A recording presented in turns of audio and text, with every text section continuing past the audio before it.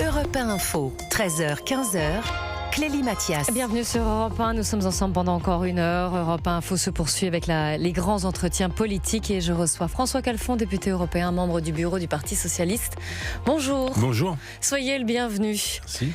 Puisque vous participez au bureau du Parti Socialiste, expliquez-nous. Alors, si je comprends bien, l'idée d'une primaire divise à gauche, alors le PS va en faire deux. C'est ce qu'Olivier Faure a annoncé. Il souhaite qu'une première primaire, déjà une première donc, ouverte aux adhérents du PS et de Place Publique ainsi qu'aux sympathisants sociaux-démocrates, d'après ce que j'ai lu. Donc qui est déjà celle-ci. Les militants vont devoir se positionner. Et ensuite, donc il y aura un candidat qui va être désigné pour cette première primaire. Et ensuite, le candidat en question va participer à une deuxième primaire qui est celle...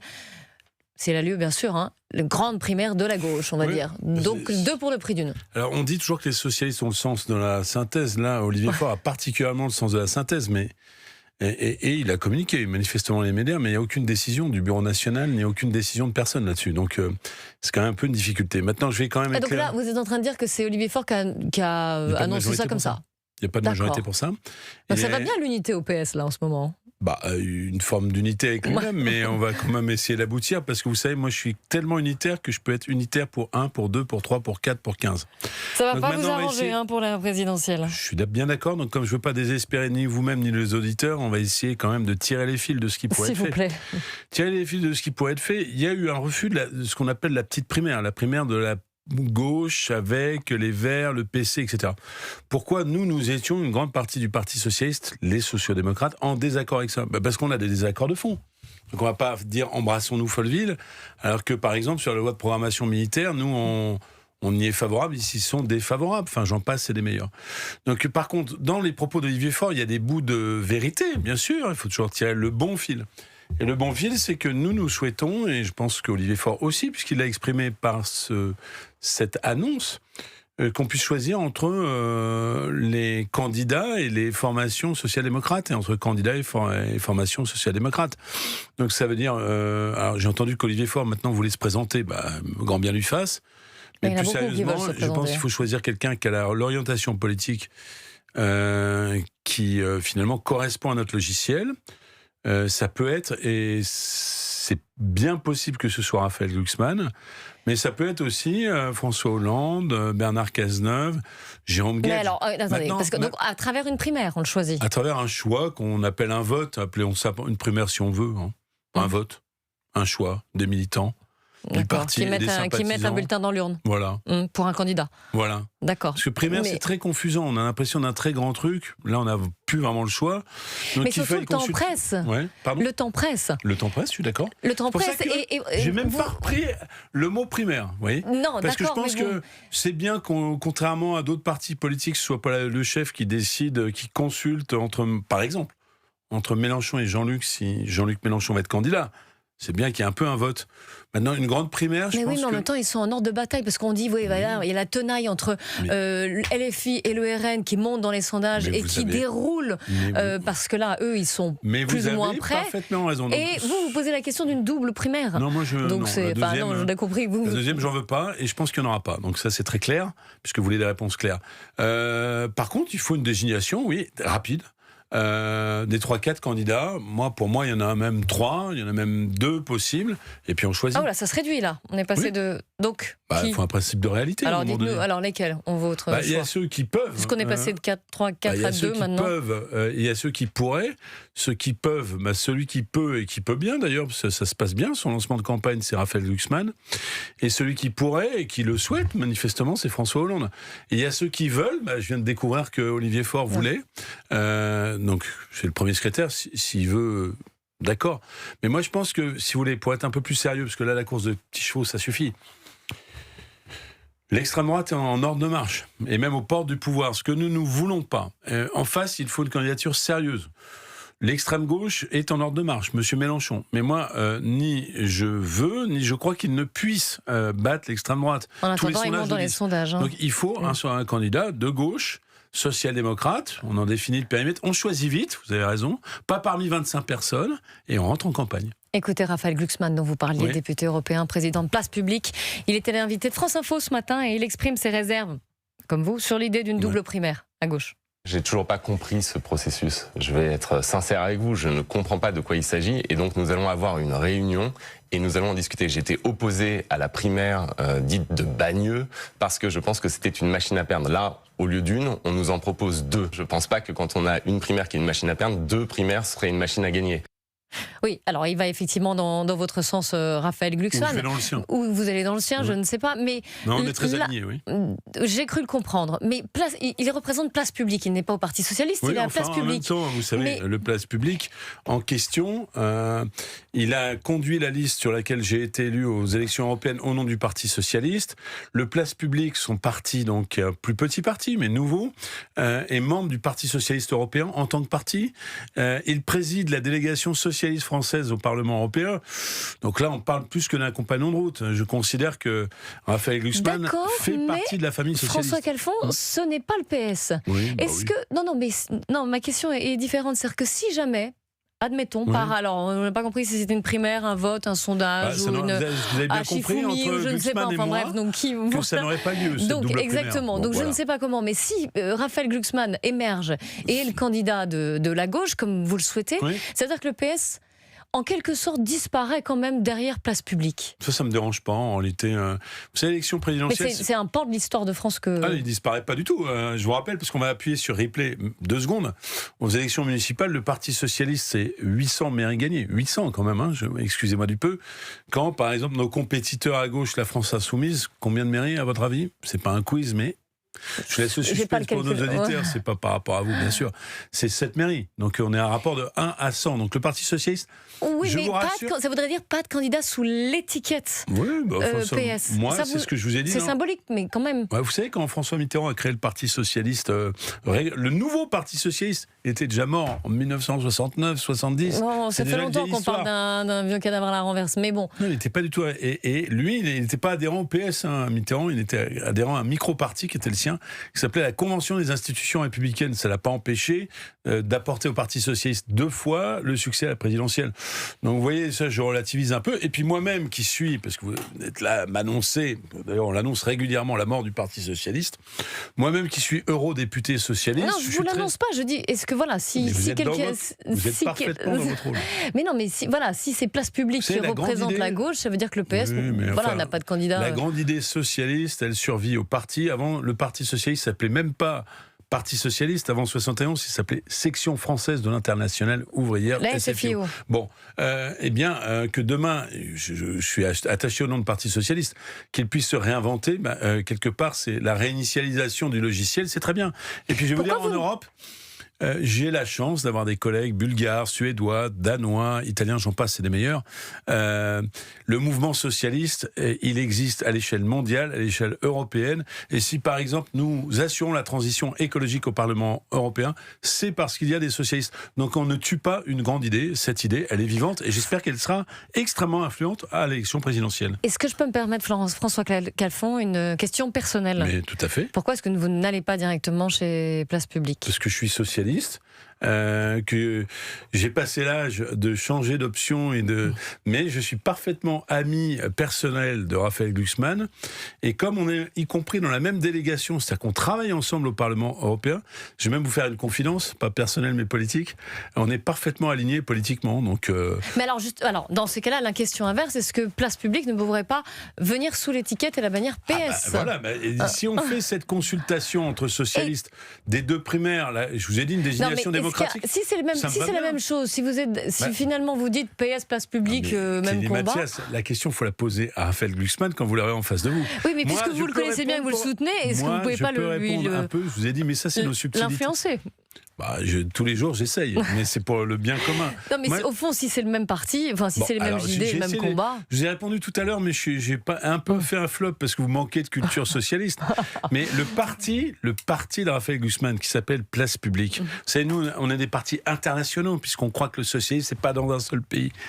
Il a adhéré en tant que parti, Place Publique, un parti qui est notre parti européen, dans lequel le PS est adhérent, où il y a le point et la rose, vous voyez, le point et la rose, le Parti Socialiste.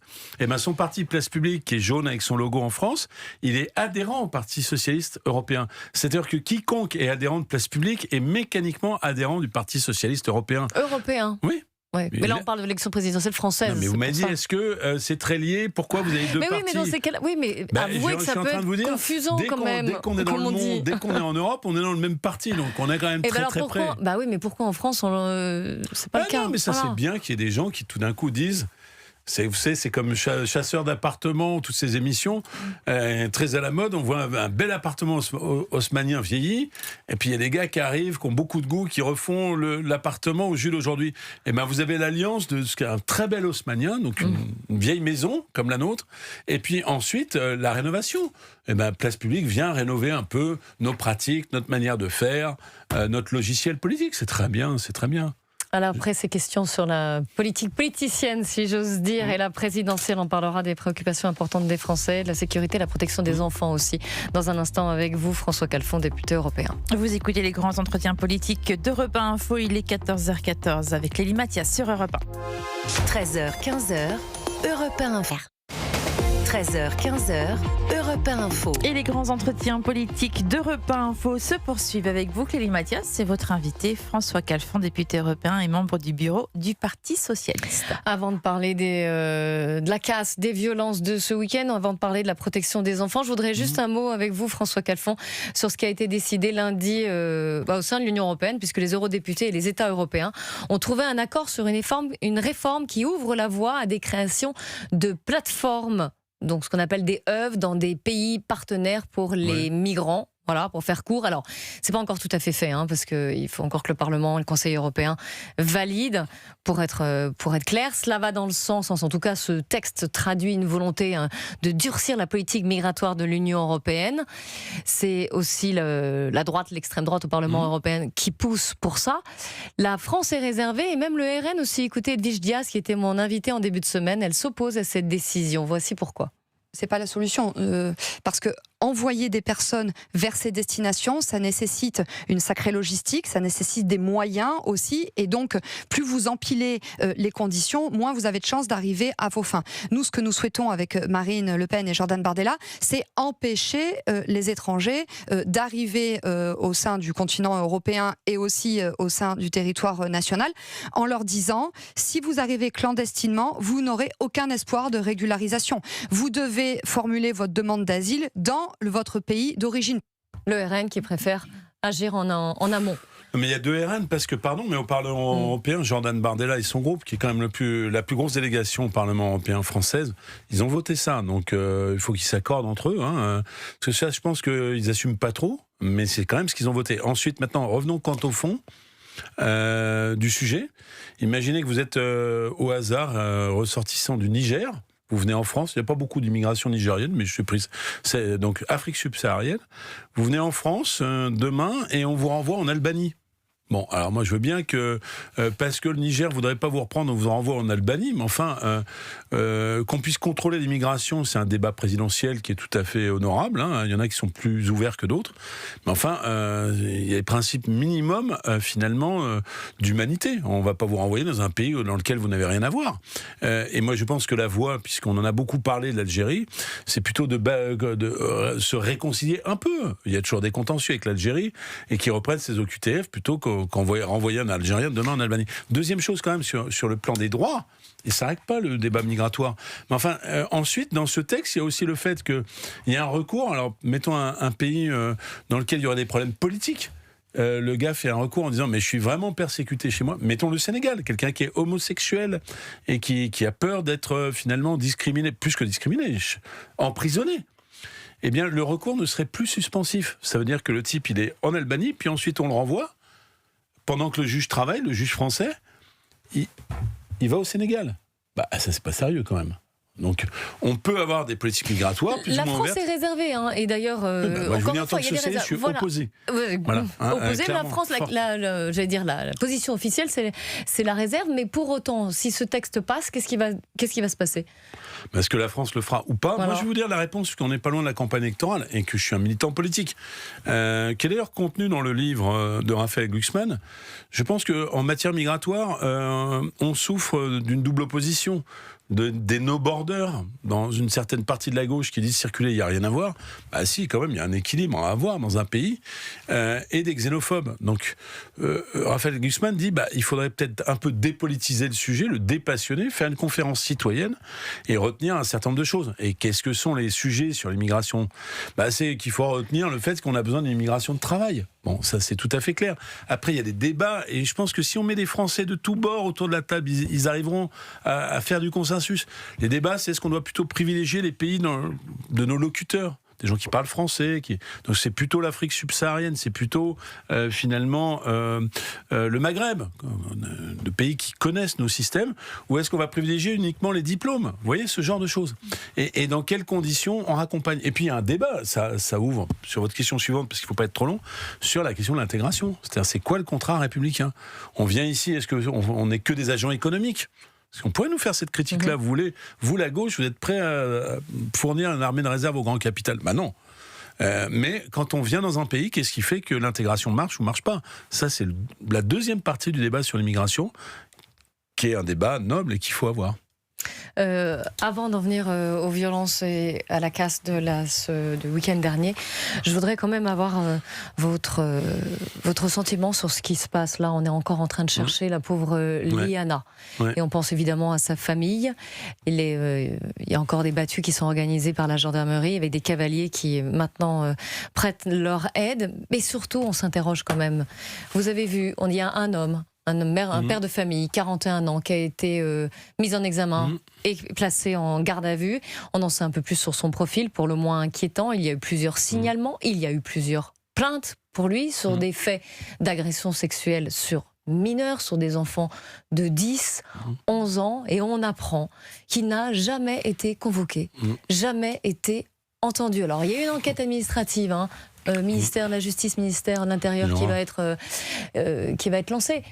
Mais quand même, est-ce qu'il n'y a pas là des défaillances, François Calfon ? Alors, attendez, débat, on va commencer par le commencement. Moi, je ne suis pas expert politiquement de ces sujets, donc je ne me défausse pas. Donc je vais réagir comme citoyen. Moi, je suis extrêmement choqué, et pour moi, c'est un monde que je découvre. Qui sont de l'ampleur des violences faites aux enfants. Enfin, et l'histoire vous le découvrez, là, il y a le périscolaire, il y a l'aide sociale à l'enfance, ça n'arrête pas. Bien sûr qu'il y a des violences sexuelles faites aux enfants. Je le connais, parce que les auditeurs vont dire, mais il est responsable de rien, qu'elles font, il ne suit pas. Mais la profondeur, l'ampleur, les complicités des violences sexuelles faites aux enfants, comme on dit de nos jours, j'hallucine, mais au sens propre, j'hallucine. Donc, on n'attend pas d'un responsable politique qui soit juste dans l'indignation morale. Deuxième chose, pour vous répondre très précisément, j'entendais chez certains de vos confrères des médias, des avocats spécialisés dans le recueil de la parole des enfants, ils disent, en gros, la justice, les juges d'instruction, alors vrai ou faux, moi j'accuse pas une institution de politisation ou autre, ne croit pas, a priori, la parole des enfants. Et en l'espèce... Oui, mais ça change quand même. Tant mieux que ça change. Mais là, ça n'a pas suffisamment changé quand même. Et donc, je pense qu'il va falloir, sur toutes ces affaires-là, une sorte de Big Bang. Alors, on dit des Grenelles. Moi, j'aime pas trop ça, parce que finalement, ça banalise une prise de conscience collective et un niveau de réaction de la société bien supérieur, à la fois sur les violences sexuelles faites aux enfants et sur... la production systémique de violences sexuelles faites aux enfants. Mais est-ce qu'on attend d'un Grenelle ? C'est urgent, il s'agit de j'essaie d'être précis, parce que on a parlé bien sûr des cas du périscolaire, mais la prostitution des jeunes gens mineurs dans les structures de l'ASE, apparemment c'est totalement endémique. Donc la question qui est posée, puisque c'est la question que vous me posiez, c'est est-ce qu'il faut un changement de braquet, un changement conceptuel, de paradigme dans la réponse de la société, la justice, le périscolaire, l'aide sociale à l'enfance, qui sont... Mais ça va... Là, on parle juste, en fait, même d'un simple dossier qui s'est perdu dans des bureaux, si vous voulez, Clélie Mathias, je me défause absolument pas, mais s'il n'y a pas un changement, cette affaire-là, dans un an, on en reparle, ce sera une autre. Donc il faut vraiment qu'on nettoie les écuries d'Augia sur ces phénomènes-là, qui sont pas simplement, moi j'hallucine comme je dis, pas simplement, massifs, mais qui sont en explosion. Je veux dire, est-ce que c'est normal, y compris parce que la réponse pénale n'est pas là, que des jeunes gens qui ont été blanchis sous le harnais du narcotrafic se reportent sur des terrains de jeu, des terrains de recrutement qui sont les structures de l'aide sociale à l'enfance pour prostituer des jeunes gens extrêmement jeunes. 12 ans, 14 ans. Et ça... les encadrants, les gens disent quelque part, on est au stade, comme avant le MeToo, on dit ah bah c'est comme ça, ah bah on n'y peut rien, on en est là. Donc il faut, alors le MeToo, expression forte, au moins elle sera comprise, il faut le MeToo de la pédophilie, beaucoup plus. C'est que ça a commencé par les milieux autorisés, Monsieur Duhamel, etc. Mais c'est un phénomène massif de personnes qui sont vulnérables et qui ne sont pas traitées comme telles. François Calfon, les violences de week-end dernier, à la suite de la victoire du PSG, je vous poserai 2 questions. On a vu, il y a eu les premières comparutions immédiates et peu de peine de prison ferme. Est-ce que c'est à la hauteur de ce qui s'est passé samedi dernier? Première question. Non. Clairement non, mais je pense pas qu'il y ait une clémence de la justice. Je pense qu'il faut un régime de la preuve. Et donc ça pose aussi la question... La reconnaissance faciale, par exemple? C'est des débats qu'il faut ouvrir. Enfin, moi, Vous êtes favorable? Il y a une expérimentation pendant les JO de 2024 qui s'est passée, qui n'a pas été critiquée, mais il faut trouver la bonne balance, le bon équilibre entre... Non mais attendez, je termine, on peut quand même faire un peu plus de 146 et on le peut entre l'efficacité et la société du contrôle, parce que la société généralisée de la Chine, c'est la Chine qui fait ça, hein, le crédit social, vous avez fait une bêtise, vous n'avez plus le droit de sortir dans la rue, faut quand même équilibrer. Mais clairement, dans ces histoires de violence urbaine, de violence collective, il y a un problème de régime de la preuve. Et on ne peut pas en vouloir au juge de dire, bah voilà, j'ai pas de preuve, il a été pris dans 3 ou 4, il n'y a pas de preuve, je ne le condamne pas. Et quand ils sont condamnables ou condamnés ou judiciarisés, vous voyez, vous par exemple, je donne un exemple très précis. Vous prenez un mortier, le fameux mortier. C'est interdit d'avoir des mortiers qui tirent des feux d'artifice. Bah, c'est quand même pas la même chose, parce que ça, j'ai vu des images de gens qui ont été appréhendés par la police. De tirer le mortier avec des fusées dans le ciel pour fêter les choses, c'est répréhensible parce qu'on n'a pas le droit d'avoir des mortiers. Et de prendre le mortier comme arme. Prendre le mortier comme arme François avec Calfon, une preuve. je vous demanderai une réponse très rapide, là, parce que là, évidemment, on est à court de temps. Qui doit payer? Est-ce qu'on doit agir sur les prestations sociales, par exemple, comme le dit le gouvernement? Moi, j'y suis pas favorable, je le dis très fortement. Par contre, il doit y avoir une réponse pénale, éducative pour les mineurs. Moi, je pense qu'il y a un débat qui est ouvert. À chaque fois que je dis ça, le débat, c'est sur quand il y a des troubles manifestes à l'ordre public qui peuvent être prévus. Est-ce qu'il n'y a pas des limitations de circulation, notamment au niveau des mineurs? Je pense que c'est un sujet, ça. Merci beaucoup, François Calfon, député européen, membre du bureau du Parti socialiste.